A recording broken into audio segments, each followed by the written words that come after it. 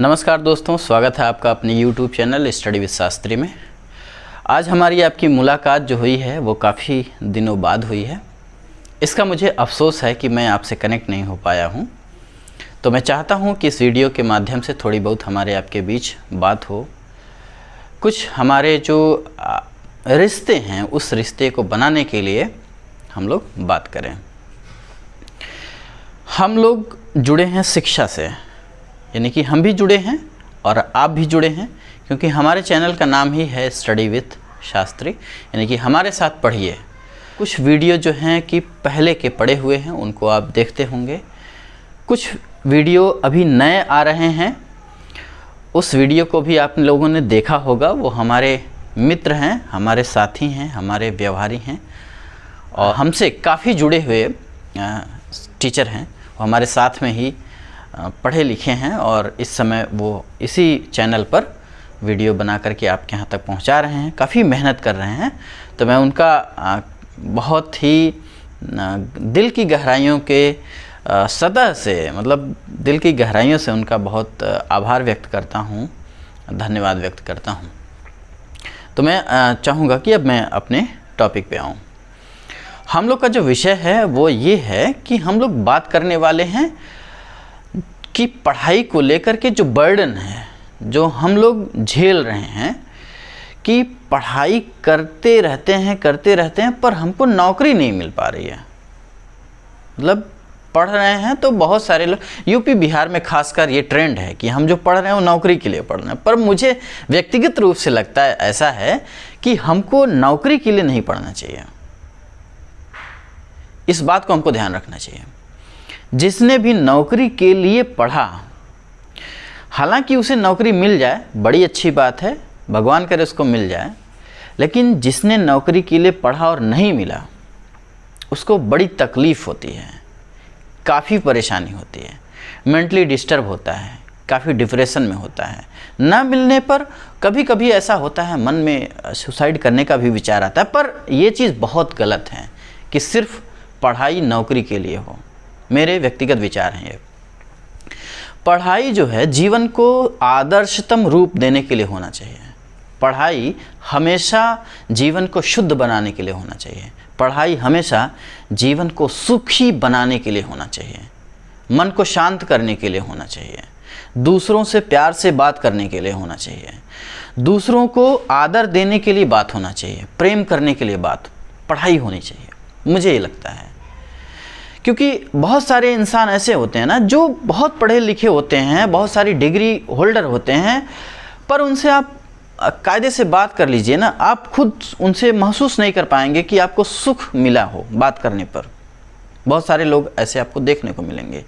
पर बहुत सारे ऐसे लोग होंगे जिनको आपने देखा होगा कि काफ़ी उनकी शिक्षा दीक्षा, यानी कि जो एकेडमिक शिक्षा दीक्षा होती है, क्लासरूम में जो पढ़ाई लिखाई होती है, जो सर्टिफिकेशन पढ़ाई लिखाई होती है, जिसके बाद सर्टिफिकेट मिलता है कि आप पास हो गए हैं, ये आपकी डिग्री रही, वो उन्हें नहीं मिला है। पर आप उनसे बात करिए तो आपको लगेगा कि इस इंसान के साथ रहना बड़ा सुखद महसूस होने वाला है। जितना भी टाइम उसके साथ आप बिताएंगे आपको लगेगा कि काश और समय इनके साथ हम बिता सकते हैं। इसका मतलब है कि पढ़ाई लिखाई एक जरिया हो सकता है नौकरी का। पढ़ाई लिखाई अंतिम रूप से एक जीवन को शुद्ध बनाने का हो सकता है, अच्छा बनाने का हो सकता है, मन को शांत करने का हो सकता है, समाज को अच्छा बनाने का हो सकता है, पीढ़ियाँ अच्छी बनाने की हो सकती हैं।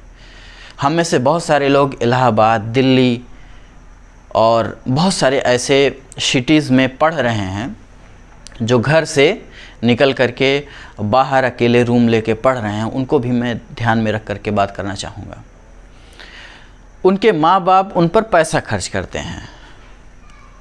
कब? जब तक कि वो खुद से अर्न नहीं कर रहे हैं, तब तक उन बच्चों को लगता है कि मैं बहुत सारा पैसा खर्च कर रहा हूँ, पढ़ाई लिखाई मेरी उतनी अच्छी नहीं हो पा रही है, या मैं उतना अच्छा रिज़ल्ट नहीं दे पा रहा हूँ, या मुझे नौकरी नहीं मिल रही है, या मैं उसके अकॉर्डिंग नहीं पढ़ पा रहा हूँ जिस अकॉर्डिंग, मतलब जिसकी अपेक्षा हमारे घर वालों को, हमारे रिश्तेदारों को, हमारे समाज को है मुझसे, उतना हम आउटपुट नहीं दे पा रहे हैं। तो उनको लगता है कि अब ये नुकसान हो रहा है। अब यही सारी जो सोच है ना, ये डिप्रेशन का कारण बनता है। पर ये सोच हमको नहीं रखनी चाहिए। हमको करना क्या है कि पढ़ाई लिखाई, पैसा, ये सब अलग बात है। हमको सोच ये रखनी है कि हम जो पढ़ रहे हैं, अभी जो हमारे पास समय है, वो हम बेहतर कर सकें, पढ़ाई लिखाई में अच्छा दे सकें। इतना तक सिलेबस कंप्लीट हो या ना हो, दिमाग में रहे या ना रहे, याद रहे या ना रहे, ये अलग बात है। कोई चीज़ दिमाग में तुरंत पढ़ने से छप नहीं जाती है, तुरंत याद नहीं हो जाता। अगर ऐसा हो तो सारी बुक पढ़ने के बाद आपके दिमाग में वो घर कर जाएगी, याद हो जाएगा, फिर आप किसी भी परीक्षा में बैठेंगे, पास हो जाएगा। पर ऐसा तो है नहीं कि आप कंप्यूटर हैं, रोबोट हैं, डाल दिया तो याद हो गया और गए एग्ज़ाम में तो लिख दिया। ऐसा तो है नहीं। हम इंसान हैं, भूलने की प्रवृत्ति है हमारे अंदर, हम भूलते हैं। इस बात को हमको हमेशा ध्यान रखना चाहिए कि हम इंसान हैं, हम भूलेंगे, पढ़ेंगे, भूलेंगे। लेकिन अस्थाई कब होगा? अस्थाई ज्ञान, अस्थाई नॉलेज आपको तब होगा जब आप उसका रिवीजन करेंगे। आप उसको रिवाइज करते जाइए, आपको याद होगा वो, है ना, आपके दिमाग में स्थायी बनेगा। और इसके बाद भी अगर आपको लग रहा है कि कोई परीक्षा दे रहा हूँ, पास नहीं हो रहा हूँ, तो इसका मतलब है कि उस परीक्षा में बहुत सारे लोग बैठे हैं जो आपसे ज़्यादा रिवीजन करके आए हैं और आपसे ज़्यादा वो पढ़ के आए हैं और आपसे ज़्यादा क्वेश्चन हल कर रहे हैं, तो सीट उनकी हो गई। आप कंपटीशन के दौर में ना गारंटी नहीं ले सकते हैं कि मैं ही कर पाऊँगा। कोई भी जो निकाल रहा है वो भी, और जो नहीं निकाल पा रहा है वो भी, कोई गारंटी नहीं ले पा रहा है। न कोई कोचिंग संस्था या कोई टीचर या कोई विद्वान किसी भी बच्चे की गारंटी नहीं ले सकता है, क्योंकि एक से बढ़कर के एक विद्वान बच्चे पढ़े हुए हैं जो पढ़ने वाले हैं। किसी भी परीक्षा में आप देखेंगे तो आप कभी भी ना किसी भी चीज़ को स्ट्रेस लेकर के मत पढ़ाई करिए, मेरा ये मानना है। मैंने खुद भी जो है कभी स्ट्रेस लेकर के पढ़ाई नहीं की। ऐसे जैसे मैं आपसे बात कर रहा हूँ, ऐसे जितना हमारे पास समय होता है उस समय को हम यूटिलाइज़ करते हैं। वही आपका मूल धन है, वही आपका मूल समय है। जैसे आप सोए, खाना पीना खाए, नहाए धोए, टहले, उसके बाद जो आपका समय बचता है वो आपके पढ़ाई के लिए सबसे अच्छा समय होता है, क्योंकि आप दिमाग से शांत होते हैं। वो जो आप पढ़ेंगे ना वो आपको दिमाग में स्थायी होगा। और कभी भी आप अपने आप को अंडर एस्टिमेट मत करिए कि हाँ हम कमज़ोर हैं किसी से, क्योंकि सामने वाला भी पढ़ ही रहा है। ऐसा नहीं कि वो जॉब में आ गया है या उसके पास एक्स्ट्रा टैलेंट है या कुछ ऐसा है। आपके पास कुछ अलग टैलेंट है, उसके पास कुछ अलग टैलेंट है। और कभी भी घर वालों की बातों को लेकर के बर्डन मत लीजिए कि आपके घर वाले आपको क्या कह रहे हैं, रिश्तेदार क्या कह रहे हैं, समाज क्या कह रहा है कि कितना कब से पढ़ाई कर रही है। कभी भी नहीं।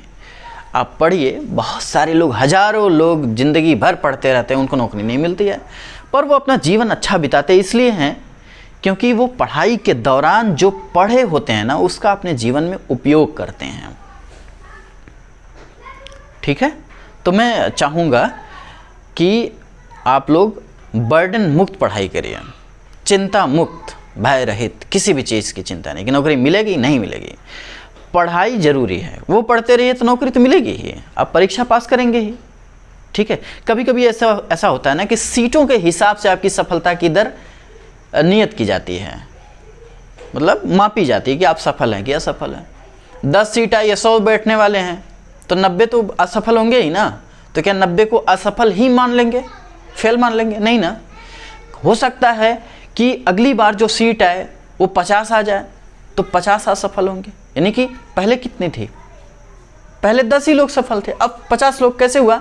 इसका मतलब आपकी सफलता को निर्धारित कौन कर रहा है? वो सीटें निर्धारित कर रही हैं कि उन सीटों के हिसाब पे आप जो है सफल और असफल हो रहे हैं।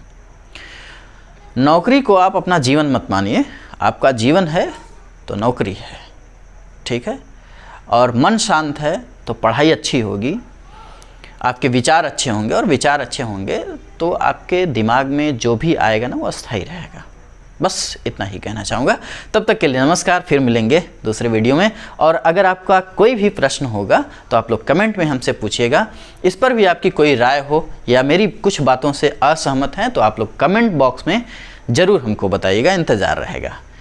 तब तक के लिए नमस्कार, जय हिंद।